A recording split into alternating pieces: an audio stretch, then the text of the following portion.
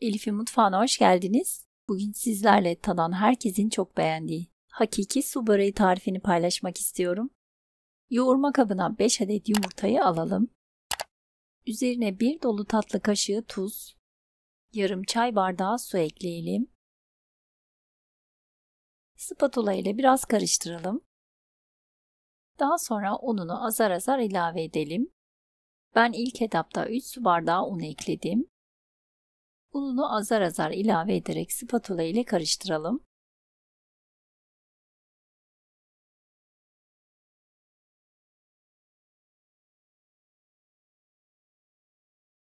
Hamur toparlandığında spatulayı içerisinden alalım. Ununu azar azar ilave ederek elimizle yoğurmaya devam edelim. Hamur iyice toparlandıktan sonra tezgahın üzerine alalım. Gerekirse üzerine hafifçe unlayarak yoğurmaya devam edelim. Ben toplamda 5,5 su bardağı un kullandım. Orta yumuşaklıkta bir hamur olması gerekli. Bol yumurtalı bir hamur olduğu için kolayca yapışabilen bir hamur oluyor.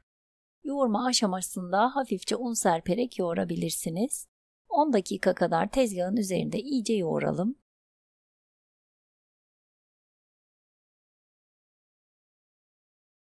İyice yoğurduğumuz hamuru 12 eşit bezeye bölelim.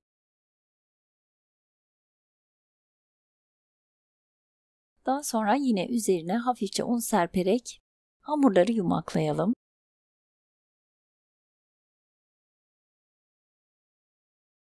Un serpilmiş bir tepsi veya tabağın içerisine yerleştirelim.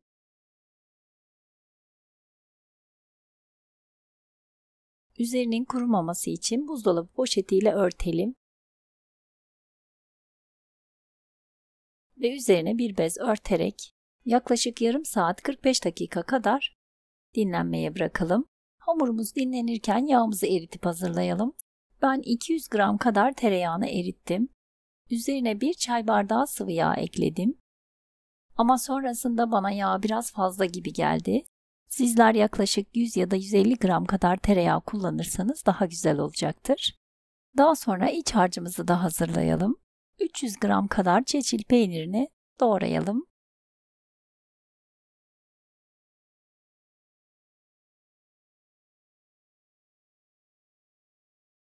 Üzerine 250 gram kadar rendelenmiş kaşar peyniri ve 1 kase kadar ezilmiş beyaz peynir, yağlı beyaz peynir kullandım. Ben 3 peyniri karıştırarak kullanmak istedim. Sizler dilediğiniz peyniri kullanabilirsiniz. İsterseniz içine maydanoz da ekleyebilirsiniz. Ve harcımızı da bir kenara alalım. Hamurumuzu açmaya başlayalım. Tezgahın üzerine gerektikçe un serperek bezelerimizi açalım. Bu aşamada önemli bir püf noktası, hamurumuzu ne kadar iyi dinlendirirsek o kadar kolay açılacaktır. Ben 45 dakika kadar dinlendirdim.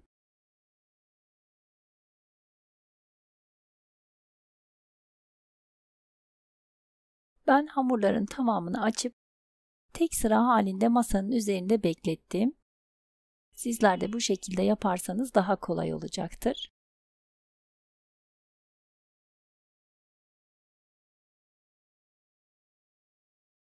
Hamurları açtıktan sonra derince bir tencerenin içerisine bol miktarda suyu alıp kaynatalım.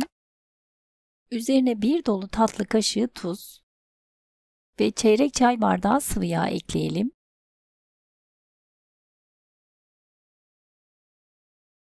Daha sonra kaynayan suyun içerisine açtığımız yufkaları bir bir ekleyerek haşlayalım. Yaklaşık 50 saniye kadar veya 1 dakika kadar haşlayalım. Çok fazla haşlamayalım.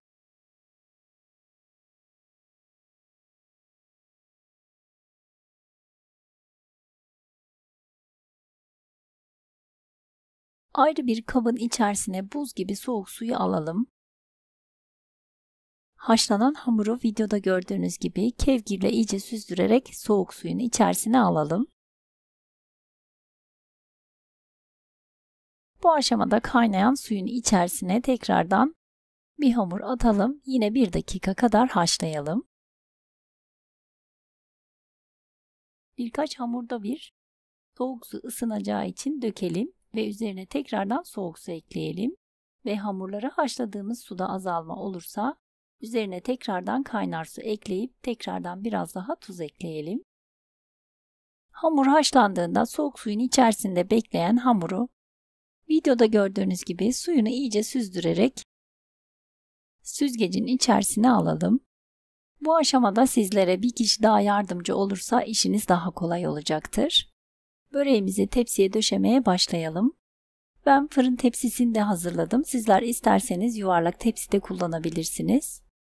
Önceden erittiğimiz tereyağla tepsinin tabanını yağlayalım ve üzerine 2 veya 3 tane kadar hazır baklava yufkası yerleştirelim. Eğer ki baklava yufkası kullanmak istemezseniz açtığımız hamurlardan çiğ olarak en altına ve en üst tabana yerleştirelim. Yufkanın üzerine biraz yağlayalım.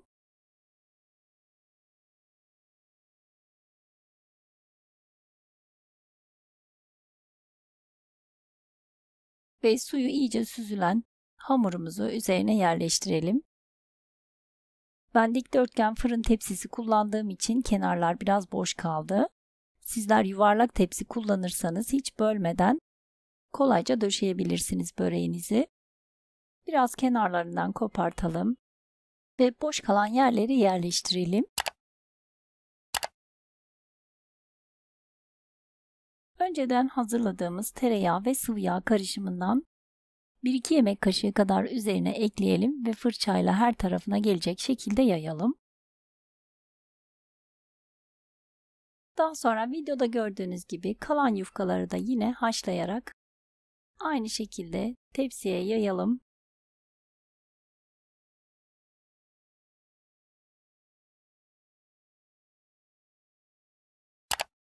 Ve her defasında 1-2 yemek kaşığı kadar yağla yağlayalım.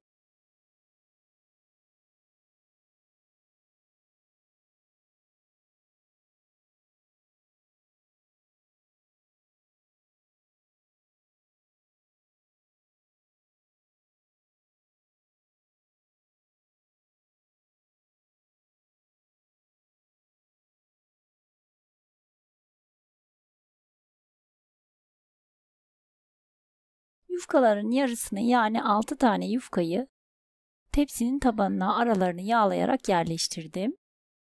Önceden hazırladığımız peyniri üzerine ekleyelim ve eşit şekilde yayalım.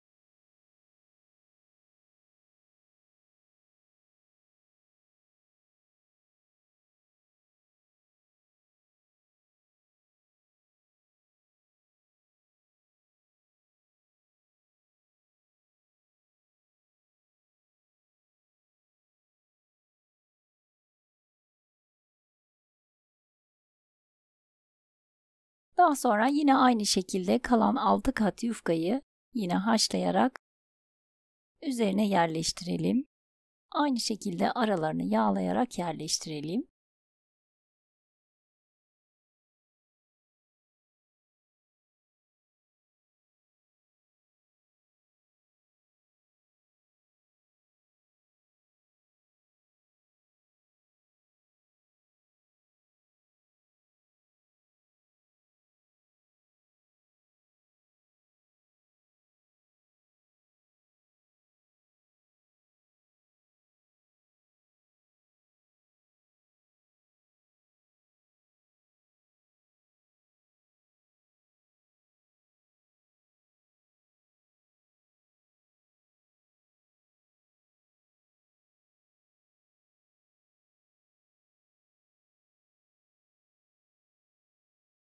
Tüm haşlanmış hamurları yerleştirdikten sonra yine üzerine son olarak videoda gördüğünüz gibi kalan yağı üzerine gezdirelim.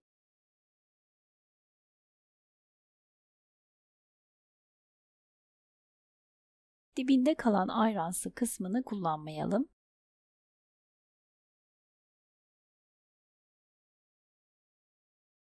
...175-180 derecelik ısınmış fırında üzeri kızarana kadar pişmeye bırakalım. Benim fırınımda 50 dakikada pişti. Pişen böreğimizi fırından alalım. Üzerine bir tepsi kapatarak böreğimizi ters çevirelim. Gördüğünüz gibi altı da üstü de nar gibi kızarmış. Hemen sıcak sıcak dilimler halinde keserek servis edelim. Videoda da gördüğünüz gibi çok lezzetli, harika bir su böreği oldu. Umarım sizler de dener ve beğenirsiniz. Videomu buraya kadar izleyip beğendiyseniz beğeni, yorum ve paylaşımlarınızla bana destek olabilirsiniz. İzlediğiniz için ve ilginiz için teşekkürler.